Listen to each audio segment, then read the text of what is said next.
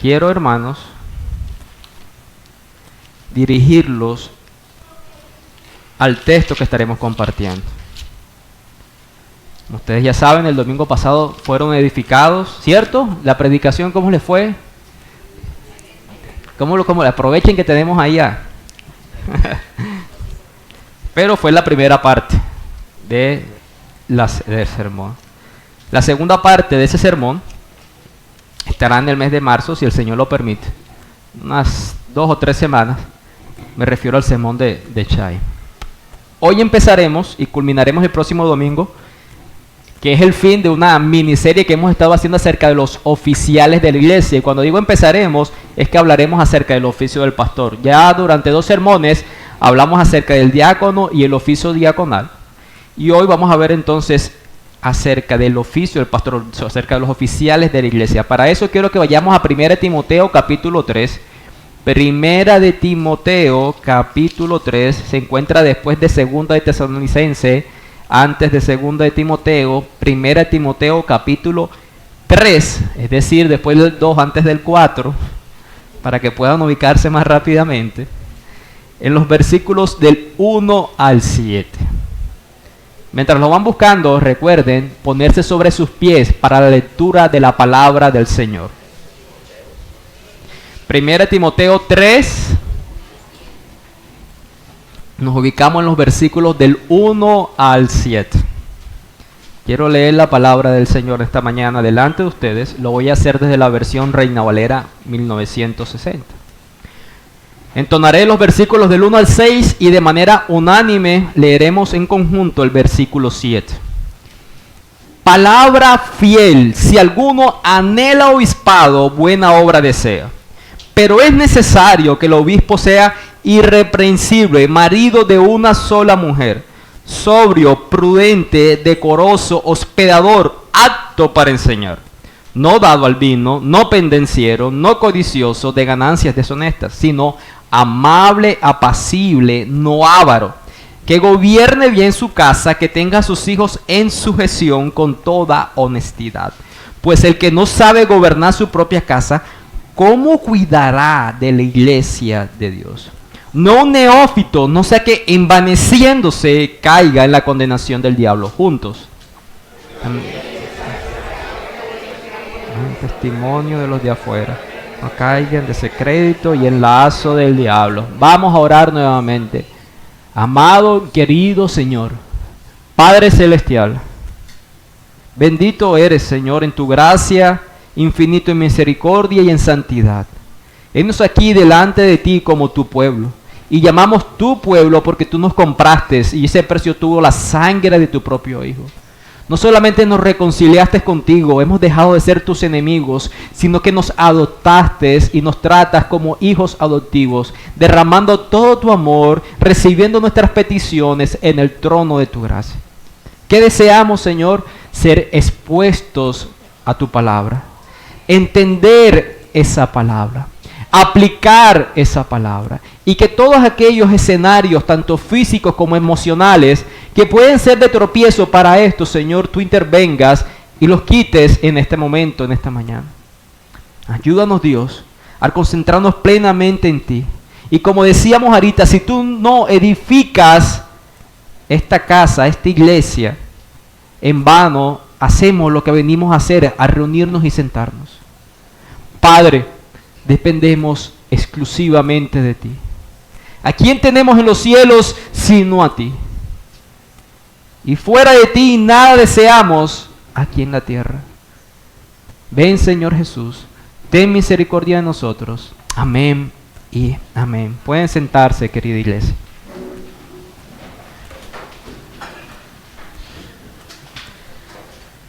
Empezaría con una pregunta, el porqué del sermón. ¿Por qué quiero y he querido como tocar estos temas? Bueno, he querido traer una instrucción bíblica de una temática que muchos de ustedes presuponen que conocen. Es decir, un conocimiento previo. Pero además de eso, peor aún, voy a utilizar esa palabra, ese conocimiento se basa en una experiencia y seguramente, como algunos de nosotros, quizás tristemente en una mala experiencia. ¿Qué quiero decir con esto? que algunos intuyen lo que significa ser pastor o ven este oficio desde la experiencia que puede ser negativa de haber sido pastoreado por un hombre que en vez de ser pastor pudo ser tirano. Entonces he querido que pudiéramos ver lo que las Escrituras dicen acerca de este oficio, para que juntos y unánimes podamos entender mejor el rol al que Dios llama a algunos hombres. Quiero ser honestos con ustedes, he visto dificultad en la elaboración de este sermón, particularmente dos para mí. La primera es que hacer de este tema algo claro, entendible, pero que no los haga sentir exhaustos o que no tiene que ver con ustedes.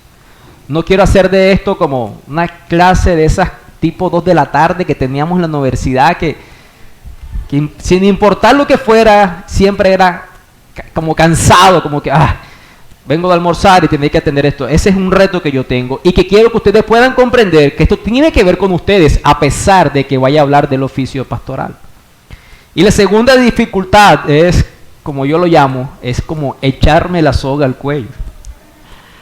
Porque la solemnidad de este oficio hace que la conciencia de aquellos que hemos sido llamados batalle con la culpabilidad de una manera donde muchas veces la grey, la iglesia, no siempre va a saber lo que significa ser pastor. ¿Qué quiero decir con esto? Que al enseñarles de esto, mi conciencia está ladrada. Es como si les estuviera hablando acerca de la paternidad o la maternidad bíblica. Y si usted es padre o madre, seguramente va a sentir ese peso en la conciencia. Para resolverlo primero, es decir, para hacer de esta exposición algo ameno, deseo abordar la temática no como un sermón consecutivo, es decir, los versículos que leímos del 1 al 7, no los vamos a ver esta mañana de manera consecutiva a profundidad, sino más, eso espero hacerlo en otra oportunidad, sino que deseo hacer esta exposición de una manera donde podamos abordar diferentes interrogantes que la gran mayoría hemos tenido acerca de este oficio. Como les dije, esta es la primera parte. En el segundo sermón, el del próximo domingo, si Dios lo permite, no sucede nada extraordinario, lo que vamos a ver van a ser las funciones del pastor y miraremos la relación de la iglesia con el pastor. ¿Cómo interviene la iglesia respecto a las funciones del pastor? Ahora, como les dije, vamos a responder varios interrogantes y en realidad son 4 que quiero que veamos esta mañana. El primero, el elemental, ¿qué es un pastor? ¿Qué es un pastor? Y no vamos a decir que es una persona que anda con un palito, que cuida animalitos de 4 paticas, lanosos y ese tipo de cosas. A ese tipo de oficio no nos referimos. Y para que lleguemos a la definición de lo que es un pastor, yo quiero que podamos mirar el significado de algunas palabras en el original, en el griego, que son usadas por los autores de la Biblia para designar la labor de estos hombres, la labor que estos hombres hacen. Y la Biblia utiliza 3 palabras para clarificar la idea de este oficio. ¿Cuáles son esas palabras? La primera, en el griego, presbítero en realidad, sin la S, presbítero, y es traducida como anciano. Hemos visto algunos textos acerca de ancianos que cuidan la grey del Señor. Es utilizada aproximadamente unas 70 veces en el Nuevo Testamento y el significado original de la palabra hace referencia a alguien blanco en canas, que tiene que ver en realidad con alguien maduro con juicio experimentado. Alguien maduro con juicio experimentado. En la nación de Israel, es decir, en el Antiguo Testamento, cuando vemos que la Biblia habla acerca de los ancianos, eran personas de considerable experiencia. Es decir, era un líder que era dotado con sabiduría por parte de Dios y que al mismo tiempo tenía experiencia en algunos asuntos de la vida. A eso hace connotación la palabra anciano. Y aquí quiero hacer una nota. Cuando la Biblia relaciona una edad particular al comienzo del liderazgo espiritual, hay varios ejemplos que señalan la edad idónea para ejercer algún tipo de liderazgo espiritual. Por ejemplo, los descendientes de Aarón que entrarían al sacerdocio lo hacían a partir de los 30 años, Números 4, los versículos 46 al 47, podemos encontrar esto. Un ejemplo claro de alguien que empezó a ejercer un ministerio público a esa edad, ¿quién se les ocurre? El Señor Jesús. Ese es un ejemplo claro. Algunos comentaristas consideran que la edad de Timoteo era alrededor de los 30 años. Ahora, también aclaro, no es un mandato con relación al oficio pastoral. Es decir, que si no tienes esa edad, no puedes ser pastor. No es un mandato, pero es un lineamiento que sirve de guía a la iglesia cuando escoge a sus pastores. Por eso incluso leíamos, y ahorita lo vamos a ver un poco más en el versículo 6, que no sea un neófito. Eso quiere decir que no sea un recién convertido, porque es necesario para el liderazgo espiritual tener algo de bagaje, de experiencia en varios asuntos propios que todos vivimos. La segunda palabra es episcopos. Recuerden que estamos usando las palabras del griego, que se traduce como obispo en el original. Y esa palabra aparece unas 5 veces en el Nuevo Testamento. Y es un nombre masculino que hace referencia a un supervisor o gobernador, especialmente en referencia a la supervisión que lleva a cabo un pastor. Es para decir que está supervisando. ¿Y qué supervisa el pastor? Precisamente la grey del Señor. Y la tercera palabra es poimen, que su traducción es pastor. Poimen, que su traducción es pastor, es un sustantivo que aparece 18 veces en el Nuevo Testamento. Es, como lo define el diccionario Strong's, es alguien a quien Dios levanta para velar por el bienestar de las ovejas. Entonces, estas 3 palabras son usadas de manera intercaladas en varios versículos para denotar el oficio pastoral. ¿Cuáles son? Anciano, obispo y pastor. Por favor, no me llame anciano, espere que yo tenga la edad de Rubén o de Alfredo. No me llame obispo. Por mi nombre está bien, o si me quiere decir pastor también está bien. Miremos un ejemplo de lo que les digo, cómo estos términos son usados para referirse al mismo oficio. ¿Dónde lo podemos mirar? En Primera de Pedro, capítulo 5. Yo se los puedo leer, no tienen que ir allá. Versículos del 1 al 2. Primera de Pedro, capítulo 5, versículos del 1 a 2. Miren las palabras que utiliza el apóstol Pedro aquí. Ruego a los ancianos, es decir, a los presbíteros, que están entre vosotros, yo anciano también con ellos y testigo de los padecimientos de Cristo, que soy también participante de la gloria que será revelada. Apacentar la grey de Dios. Y ese apacentar es poimaino, que es pastorear. Y dice que está entre vosotros, cuidando de ella, no por fuerza, sino voluntariamente, no por ganancia deshonesta, sino con ánimo pronto. Y esa palabra cuidando es velando, episcopeo. En estos 2 versículos, él utiliza la palabra presbítero, la palabra poimaino y la palabra episcopeo. Hace referencia entonces a un anciano que lidera, a alguien que pastorea, que apacenta y que cuida, que vela de la grey de Dios. Como lo vemos entonces, estas palabras son intercambiadas para designar el oficio. En la vida práctica de algunas iglesias locales, algunos tienen como una designación especial para el oficio ejercido dentro de la iglesia. Un ejemplo de eso. Hay algunas iglesias que mencionan que los ancianos son personas que están siendo preparadas y formadas para llegar a ejercer el oficio pastoral. Es alguien que todavía no ha sido ordenado en el ministerio, pero que está en supervisión, capacitación, para que cuando llegue ese día sea reconocido por medio de la iglesia. Pero eso solamente son usos que les dan las iglesias locales. Porque las escrituras nos dejan ver que estas palabras son intercambiadas con el objetivo de designar el mismo oficio. Me gusta la definición del pastor Alistair Begg en su libro sobre ser un pastor, lo que significa precisamente ser un pastor. Y dice, ser pastor no es simplemente un trabajo, es una vocación, es la respuesta a un llamado específico de parte de Dios. Y como vimos, es un llamado a ¿qué? A liderar, supervisar, apacentar, alimentar y proteger el pueblo de Dios. Un pueblo que es conformado por los méritos de Cristo, ¿dónde? En la cruz.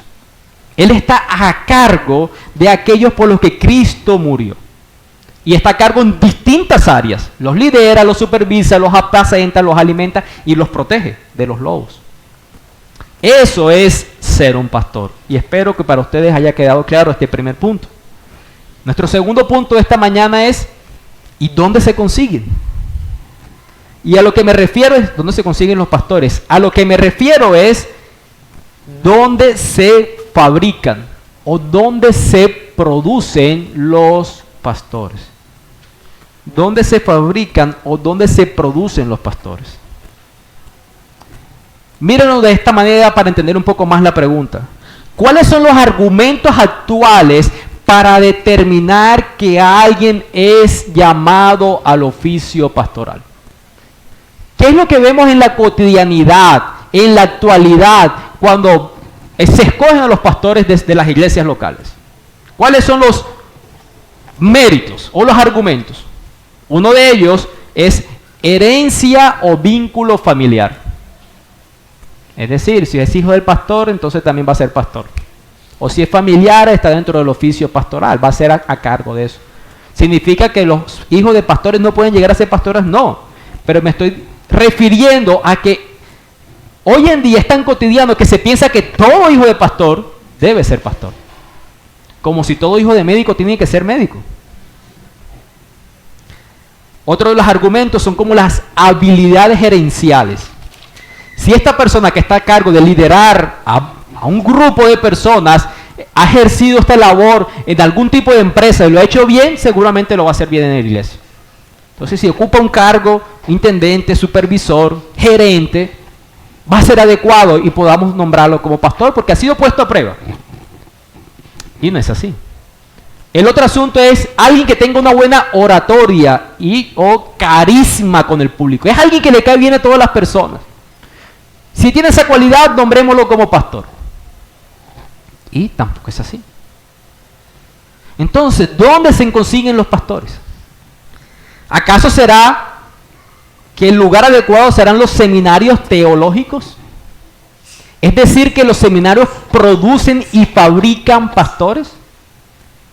¿Acaso es suficiente tener conocimiento de doctrina y habilidades para enseñarla para ser pastor?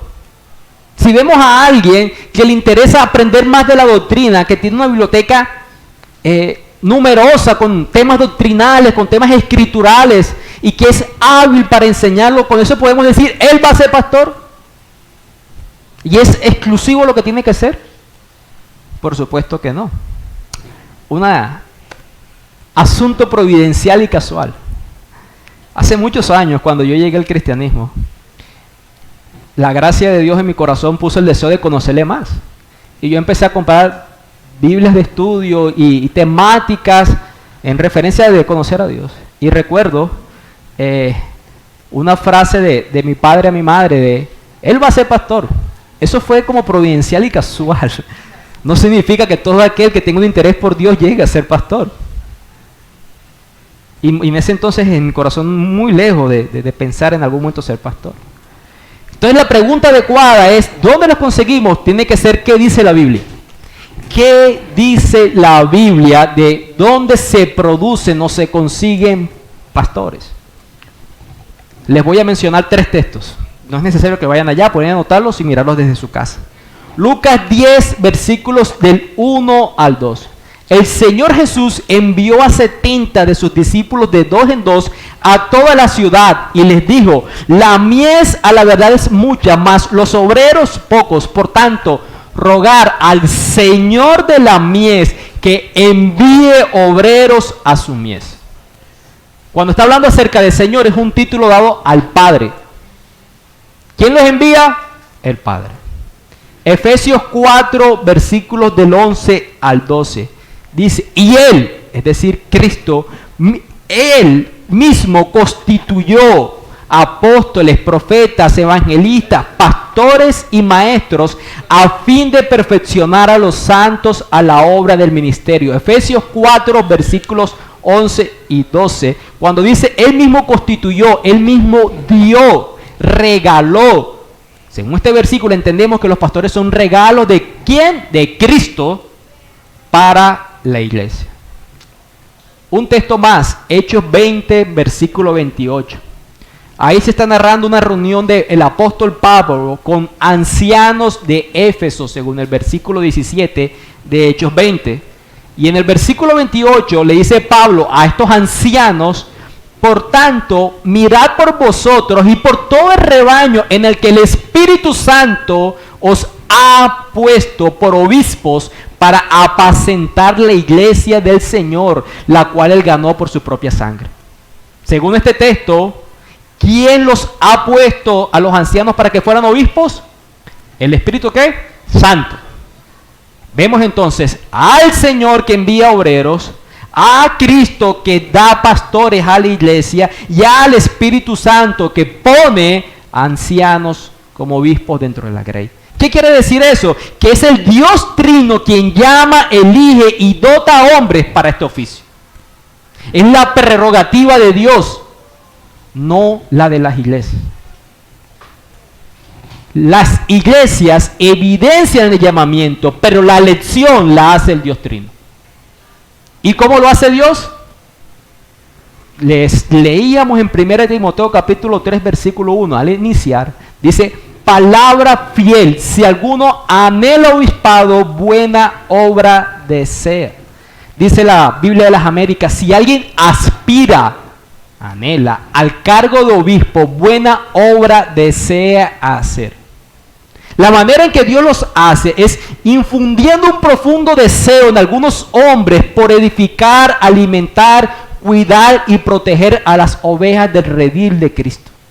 La clave aquí entonces es que existe en el corazón de este hombre pecador depender del Espíritu Santo para participar de esa buena, excelente, sería la palabra más adecuada, labor en el cuidado del pueblo de Dios.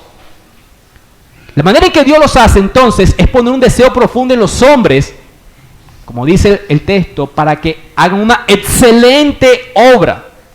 Excelente obra desea hacer. El deseo que pone Dios Trino en estos hombres, pecadores redimidos por Cristo, en dependencia del Espíritu Santo, no es ostentar un cargo o un título, sino más bien ejercitar una labor de cuidado, de alimentación, de protección de la grey que Cristo mismo compró con su sangre. Hay un deseo innato del bienestar de la alma del pueblo de Dios, en el que Dios ha puesto a esta persona. El deseo entonces es que Dios sea glorificado y que el pueblo tenga un bienestar sano y crecimiento espiritual. Decía un predicador, quien sirve a Dios por dinero le servirá a Satanás por un mejor salario. Y pasamos a la tercera pregunta. ¿Quedó claro quién fabrica, quién pone, quién elige, no?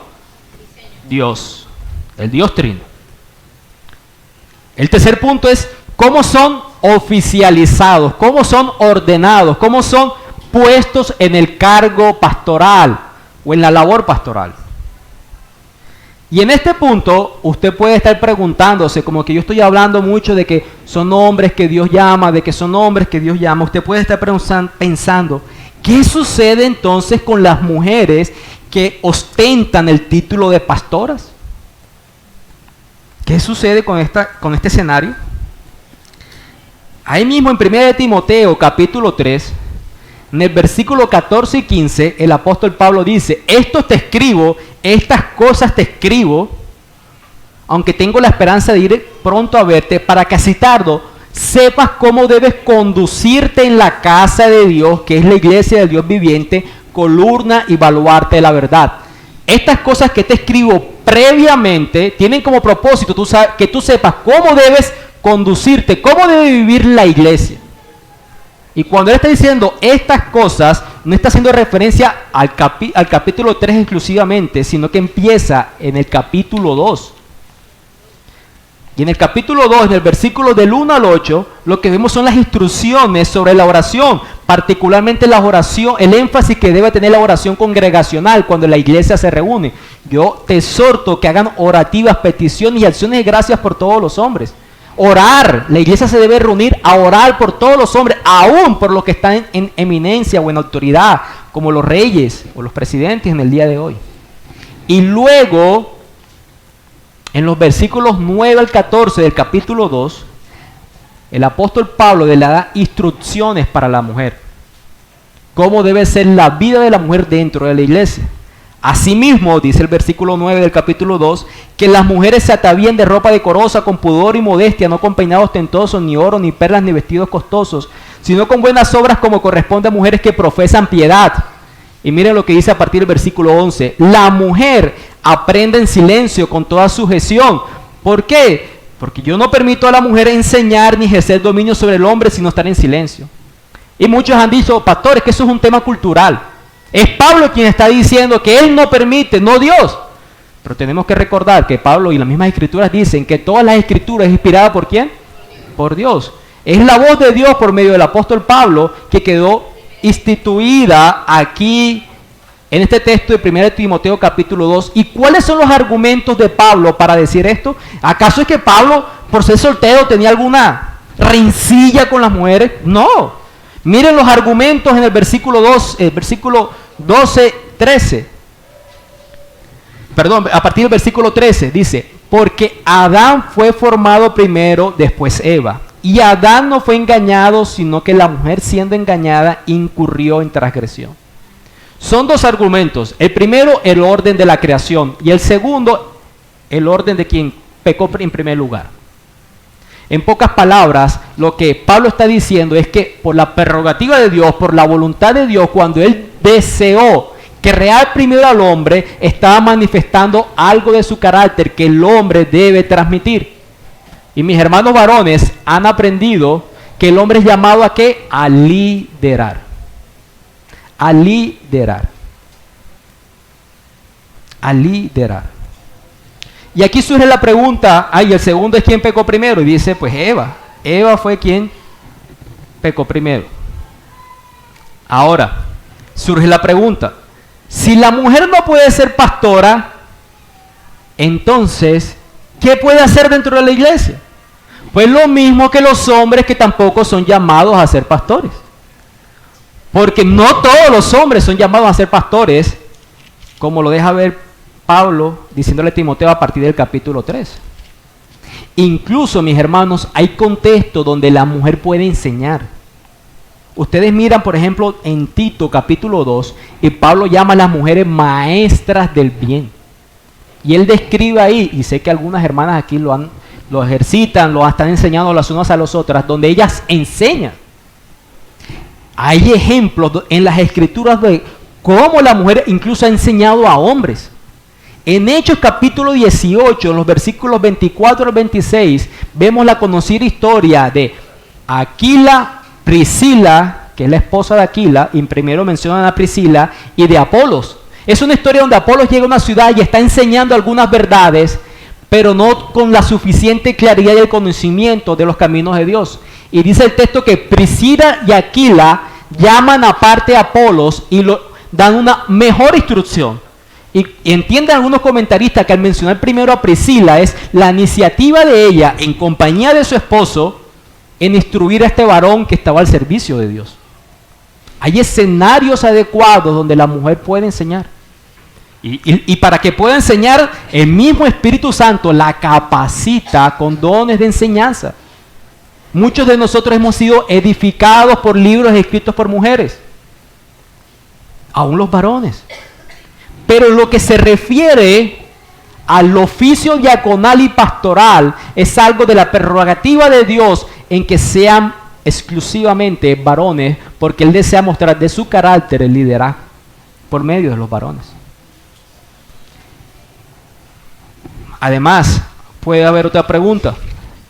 Pero pastor, yo mismo he sido llevado al conocimiento de Cristo o aún a la salvación por medio del sermón de una mujer. Mi propia vida ha sido santificada por enseñanza de mujeres que ostentan el título de pastoras. Y es cierto. Es cierto. Números 20. En ese texto, el pueblo se queja porque está pasando sed en el desierto. Y se quejan delante de Moisés de que ¿para qué los llevaron allá a pasar allá? Ya había sucedido que en la primera queja por la sed, Dios le había dicho a Moisés, golpea la roca y brotará agua. Y el pueblo fue sustentado en esa necesidad de agua. Pero en Números 20, cuando Moisés va a Dios y le dice, el pueblo se está quejando que tiene sed, Dios le dice a Moisés, habla a la roca y brotará el agua. ¿Y qué sucede en Números 20 con Moisés y con Aarón? Que él está delante de la roca y en vez de hablarle, me imagino que por temor en su corazón que no fuera a funcionar la cosa y que lo fuera a linchar el pueblo, Moisés hizo la misma acción que había hecho antes, golpeó la roca. Una acción de desobediencia de Moisés, pero que no privó la gracia de Dios y salió agua de la roca. La nación fue bendecida a pesar de la desobediencia de quien estaba a cargo. ¿Y qué sucedió con eso? Adivinen quién no entró a la tierra prometida. Entonces, en estos escenarios donde la mujer voluntariamente conociendo que no ha sido llamada a ser ordenada al oficio pastoral, no va a limitar el actuar de Dios, de salvar a los pecadores por medio de la predicación de ella, porque es una acción de Dios, pero va a traer a estas personas consecuencias delante de Dios como las trajo sobre Moisés por la desobediencia abierta y voluntaria a algo que está muy claramente establecido en las Escrituras. Eso se llama pragmatismo, lo hacemos porque funciona. Pero en Dios hay consecuencias. Dios ha delegado algunas otras instituciones donde Él desea demostrar su carácter de liderazgo. Ustedes lo viven en sus casas. ¿Quién tiene la autoridad sobre los hijos en el hogar? Papá y mamá. ¿Por quién? Por prerrogativa de Dios. Dios dice, criad en la disciplina y en la amonestación del Señor a vuestros hijos. ¿Quién le comisionó esa autoridad a los padres para criar a los hijos? Dios mismo. ¿Y qué sucede si el hijo se quiere rebelar frente a eso? Pues se está rebelando en contra de ¿quién? De Dios. Entonces no es extraño que Dios haya decidido voluntariamente establecer a personas para el liderazgo dentro de su grey, dentro de esta comunidad, poner a los varones. ¿Por qué? Porque le place. Y si alguna queja, preguntas o reclamos, cuando estemos con él, allá podemos ir a preguntarle. Yo estoy leyendo el texto. Ahora, no he respondido a la pregunta, nuestra tercera pregunta. Y es, ¿cómo son oficializados? ¿Cómo son ordenados? ¿Acaso es suficiente el profundo deseo de ser pastor para ser ordenado al ministerio? Alguien dice, yo tengo un anhelo profundo de servir a Dios, cuidando a su grey, hágame pastor, y ya, ¿eso es suficiente? No. La Biblia nos deja ver que no. Porque la elección es de Dios, como lo vimos ahorita, pero la responsabilidad de reconocimiento de la evidencia de esa elección es de ¿quién? De la iglesia. Dios elige, pero la iglesia verifica que Dios hizo esa elección, que Dios puso ese profundo deseo en el corazón. ¿Y cómo lo hace la iglesia? En primer lugar, por medio de sus pastores, los pastores que ya estén constituidos dentro de una grey o por pastores que sean misioneros, como lo que sucedió en esta comunidad en su tiempo cuando el pastor Andrés y el pastor Eduardo nos visitaban. Deben ser pastores ya formados, ordenados, reconocidos por otras congregaciones o por la misma congregación, si ya hay pastores, quienes deben participar de esto. Primera de Timoteo, capítulo 1.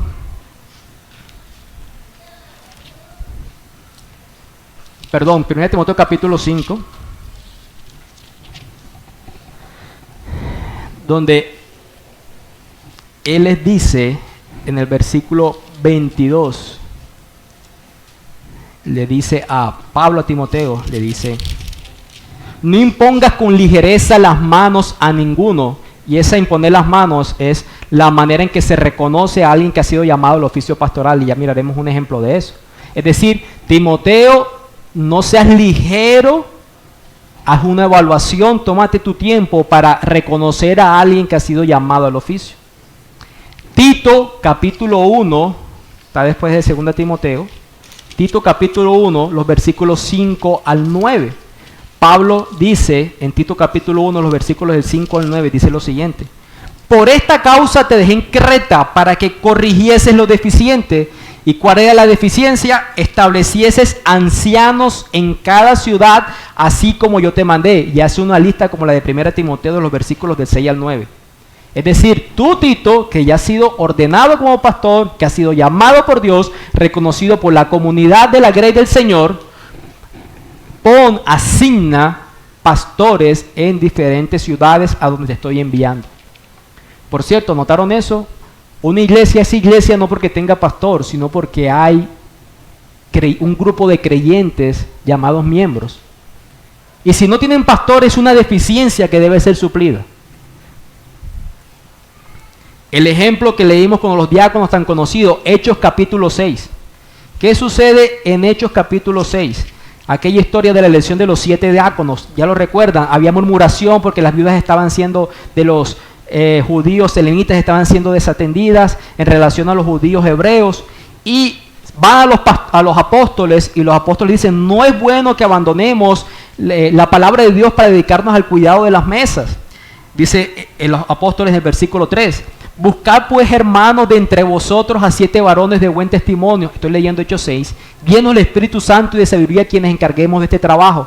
Nosotros persistiremos en la oración y en el ministerio de la palabra. Versículo 5, Hechos 6, agradó la propuesta a toda la multitud, y ellos eligieron, mencionan a Esteban, Felipe, Nicanor, Prócoro, Timón, Parmenas y a Nicolás. Y dice que fueron presentados ante los apóstoles, quienes orando les impusieron las manos, lo mismo que decía Pablo a Timoteo, esa señal de reconocimiento del llamamiento que ha hecho Dios a estos hombres. Entonces, como vemos, lo que un pastor ya ordenado hace es acompañar, caminar, evidenciar, poner a prueba a hombres en quienes ellos consideran Dios ha puesto ese deseo profundo de cuidar, apacentar, supervisar la grey de Dios. Pero no solamente la responsabilidad de los pastores ya ordenados, es una responsabilidad de los miembros de la iglesia. En 1 Timoteo capítulo 3, donde nos encontramos, el apóstol Pablo está diciendo: pero es necesario que el obispo sea, y hace una descripción. ¿Y es necesario para quién? Para la iglesia. Es decir, la misma iglesia, y por eso les decía al inicio, esto no tiene que ver únicamente con los que somos este sermón, llamados al oficio pastoral, tiene que ver con la comunidad de creyentes, con ustedes como iglesia. Porque es una responsabilidad de la iglesia evidenciar que Dios verdaderamente ha llamado a alguien al oficio pastoral. ¿Vieron lo que leímos en Hechos 6? ¿Quién fue quien los eligió? La iglesia. Ellos los eligieron, pero los apóstoles aprobaron. Otra historia en el libro de Hechos, en relación no con diáconos, sino con pastores. Hechos 14. Hechos 14. Está Pablo y Bernabé con ellos. Y en el versículo 23, de Hechos 14, dice que Pablo y Bernabé constituyeron ancianos en cada iglesia. Y habiendo orado con ayuno, les encomendaron al Señor a quien habían creído. Y esa palabra constituyeron es designaron, y en el original significa a mano alzada.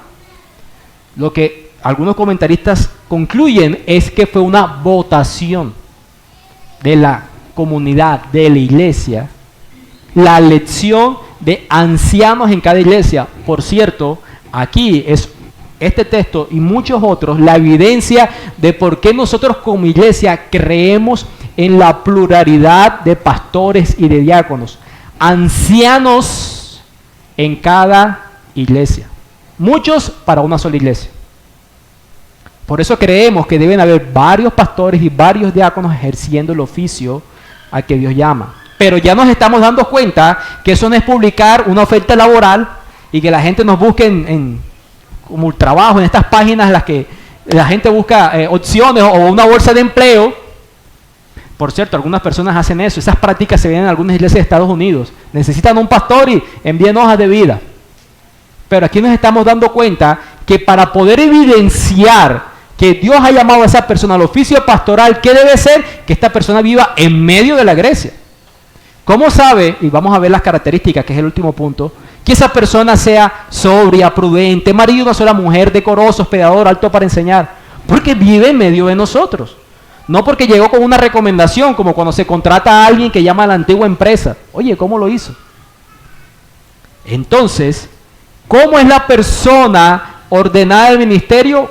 Un deseo profundo por Dios, un acompañamiento por pastores ya ordenados y un reconocimiento de la iglesia. Es responsabilidad de la iglesia no elegir, eso lo hace Dios, evidenciar que Dios eligió a una persona. ¿Cómo es posible que esto sea? Nos dimos cuenta que por los textos que leímos, es posible que el pastor diga, oye, yo he visto en esa persona las virtudes necesarias para ser el pastor. Y se acerca. ¿Qué piensas tú acerca de esto? A veces puede ser la misma persona quien manifiesta el deseo. Oye, he sentido un profundo deseo para servir en la obra del Señor. O a veces es la iglesia, como en Hechos 6, quien propone. La misma iglesia dice, este hermano, le hemos visto estas características. Pastor, ¿usted qué piensa? No hay un orden como tal, pero son las evidencias que podemos tener. Cuando esto pasa, se inicia un proceso, como les decía, de supervisión y verificación. Como leíamos en el sermón de los diáconos, ustedes recuerdan, ¿no? Estos sean sometidos a prueba primero, versículo 10. No es algo que se dé a la ligera. Es algo en el que se acompaña, se ora, en dependencia del Espíritu Santo, para llegar a oficializar a un hombre como pastor o anciano de la iglesia. Y el último punto es, ¿qué es lo que se verifica? ¿Qué es lo que se debe reconocer o evidenciar en esta persona que ha sido apartada por Dios para alimentar, cuidar la grey del Señor? Y aquí están entonces los versículos que ya leímos antes de iniciar la predicación, que son los versículos del 2 al 7. En Tito 1, de los versículos 5 al 9, también encontramos el mismo listado con algunas connotaciones distintas. Y según este texto, lo que podemos ver de todas las características es principalmente ¿qué? Carácter. No exclusivamente, pero principalmente ¿qué? Carácter. Algunas de estas características ya las vimos cuando mencionamos el sermón de los diáconos. No las vamos a ver a profundidad. Pero lo que vemos aquí entonces es que lo que se debe evaluar de un pastor o un hombre que ha sido llamado al oficio, en realidad es descrito con una sola palabra. Y es, en el versículo 2, dice que sea irreprensible. La Biblia de las Américas lo traduce como irreprochable. ¿Qué significa que el hombre sea irreprensible o irreprochable? Por supuesto, no significa que sea sin pecado, porque el único que es sin pecado es Cristo mismo. Y si el estándar es que usted sea sin pecado, yo les presento mi carta de renuncia, porque yo soy un hombre pecador. Pero lo que vemos aquí es una serie de cualidades o virtudes que debe tener este hombre a quien Dios llama, y también una serie de vicios a los cuales el hombre debe haber renunciado o intentar apartarse de ellos. Esto es un perfil y no una fotografía. ¿Qué quiero decir con eso? Una fotografía es una imagen exacta. Un perfil es alguien que tiene las características. No podemos esperar que sea una fotografía, porque el único que cumple a perfección ese estándar es el príncipe de los pastores, que es el Señor Jesucristo. Porque el ser humano sigue siendo falible. Entonces esa palabra irreprensible, irreprochable, anepilecton en el griego, es alguien que no da motivo a otros para que le acusen. Es alguien que no está marcado por alguna infamia. En términos coloquiales, ¿qué significa ser irreprensible? Es alguien que no tiene rabo de paja. Es alguien a quien no se le puede acusar de algo. No se preocupen por eso. Y luego lo que el apóstol Pablo hace es describir los contextos donde este hombre debe ser irreprensible. ¿Cuáles son los escenarios donde no se debe culpar a este hombre de algo que lo desacredite? El primero de ellos, y está muy bien que haya empezado por ahí, es el hogar. Es el hogar, por eso dice, debe ser marido de una sola mujer, en el versículo 4 y versículo 5, que gobierne bien su casa, que tenga a sus hijos en sujeción con toda honestidad, pues el que no sabe gobernar su propia casa, ¿cómo cuidará de la iglesia de Dios? Igual que con los diáconos, no es únicamente exclusividad en fidelidad marital, sino es alguien que hace de su esposa prioridad y evidencia un cuidado amoroso que sustenta y alimenta la vida espiritual, física y emocional de esta mujer. Es alguien que tiene una esposa que es satisfecha de tener ese hombre como esposo. Y no que diga, pues me tocó. ¿Te tocó, mi amor? Por supuesto, bueno, ella dice que no. Y cuando está hablando, entonces, de cómo deben ser sus hijos, dice que estén sujetos con toda honestidad. En Tito capítulo 1 habla de que sean creyentes, pero esa palabra creyente puede ser traducida como alguien que sea de confiar. No podemos pensar que porque sea hijo de pastor va a ser creyente. La prerrogativa de la salvación es un acto soberano ¿de quién? De Dios. Imagínense que una persona tenga 3 hijos y de esos 3 hijos 2 sean creyentes y uno no. Se ha desacreditado la persona porque uno de ellos no es creyente. Es un asunto que podría poner una carga o estimar que la salvación es por herencia. Y no es así. Es evidenciar cómo este hombre administra su hogar. Y la mejor manera para poder administrar es que debe ser alguien que participa de la vida de la familia. Es alguien que hace sentir su presencia y que no es destacado por su ausencia. Es alguien que administra la disciplina que Dios le ha comisionado sobre sus hijos. Es alguien que evalúa, es alguien que tiene preferencia o es alguien más bien que supervisa la salud espiritual de su grey, que es como es su esposa con sus hijos, cómo son sus niños con los demás niños, pero recordando que son pecadores. Pongo un ejemplo. En algún momento alguien me comentó, alguien que en alguna época se congregó con nosotros, le preguntaba cómo había llegado a la fe y me contaba, él vivía en Bogotá, que el Señor lo había inquietado, su familia desde niño lo llevaba a la iglesia y en la misericordia de Dios llegó a conocer la sana doctrina. Y oh sorpresa, donde él vivía, en la misma cuadra, había una iglesia bautista reformada. Durante mucho tiempo se congregó ahí un pastor piadoso, amoroso por las ovejas, teniendo una hija ya en estado de ser joven, alrededor de los 16, 18 años. Esta joven sale embarazada, sin estar casada. Y el pastor presentó su carta de renuncia. Porque bajo la autoridad que él tenía sobre su hija, ella cometió este acto que puede ser reprochable. Lo más triste de todo este escenario, hermanos, es que con el tiempo, me contaba esta persona, la iglesia cerró. Él era el único pastor, era una comunidad pequeña. Es un asunto complejo.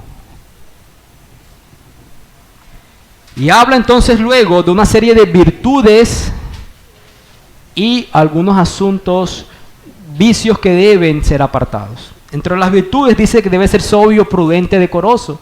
Es alguien que no es soberbio, que comprende, que no se las sabe todas, que no es omnisciente y por lo tanto actúa con decencia y no de manera impulsiva. Alguien que no pierde los cabales, bueno, la mayoría de las veces con facilidad.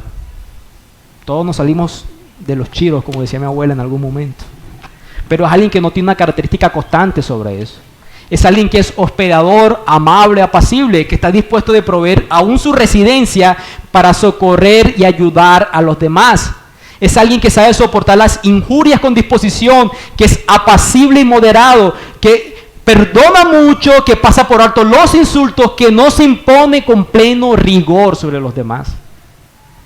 Es alguien que no es dado al vino, ya aprendimos con los diáconos qué significa eso. No pendenciero, no codicioso, no avaro. Es alguien que elude las disputas y los conflictos. No es alguien que sea mecha corta, como decimos.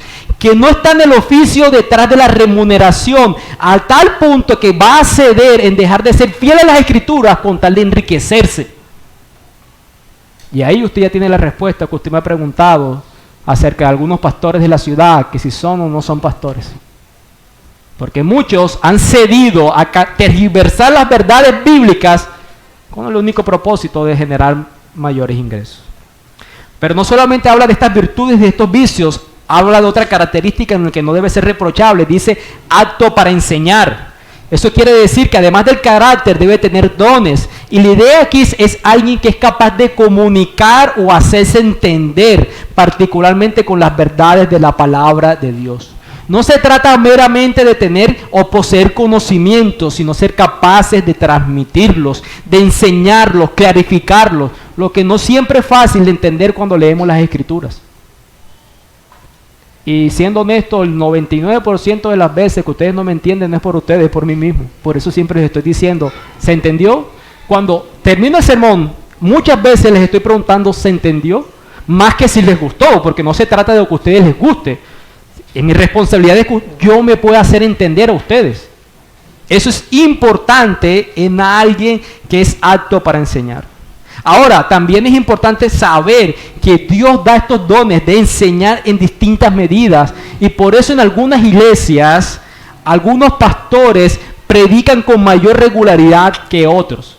1 Timoteo capítulo 5, versículo 17, el apóstol Pablo dice que sean tenidos por dignos de doble honor aquellos predicadores ancianos que gobiernan bien, mayormente los que trabajan en predicar y enseñar, aquellos que con mayor regularidad enseñan y predican, puesto Dios da este don conforme a sus medidas. Y yo sé que ustedes han sido edificados por predicadores que todos amamos, y nos hemos dado cuenta que ellos predican con mayor regularidad, porque el mismo consejo de pastores de esa iglesia reconoce que Dios le ha dado mayores dones para predicar desde el púlpito.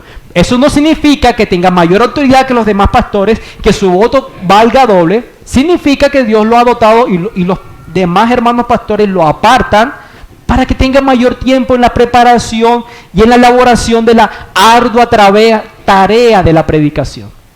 Los demás pastores ejercen su función de pastorado en consejerías, grupos pequeños, actividades propias de la iglesia y otro tipo de cuidados. Y ambos tienen la misma dignidad delante del Señor y deben ser apreciados por igual en la congregación. Además dice que no sea un neófito, ya les dije, un recién convertido, alguien literalmente recién plantado. ¿Por qué? Porque dice que puede envanecerse, caiga en la condenación del diablo. Ya nos enseñó Edward qué fue lo que le pasó a Satanás, ¿no? Y esto es importante porque cuando somos jóvenes, recién convertidos, y el Señor nos da dones de interpretación y de la enseñanza, lo mejor que puede pasar es que nos quedemos callados. Somos muy altivos, somos muy conflictivos, no nos interesa el bienestar de las almas, nos interesa que reconozcan que nosotros sabemos. Por eso es necesario que no sea alguien recién convertido, para que el orgullo y la soberbia sea apartado de una persona que puede ser un tirano si es nombrado a este cargo sin la experiencia adecuada. La última área de irreprensibilidad es el versículo 7. Y es en el contexto con los no creyentes. Es necesario que tengan buen testimonio de los de afuera. Esto quiere ver con familias, en el aspecto laboral o en el aspecto social.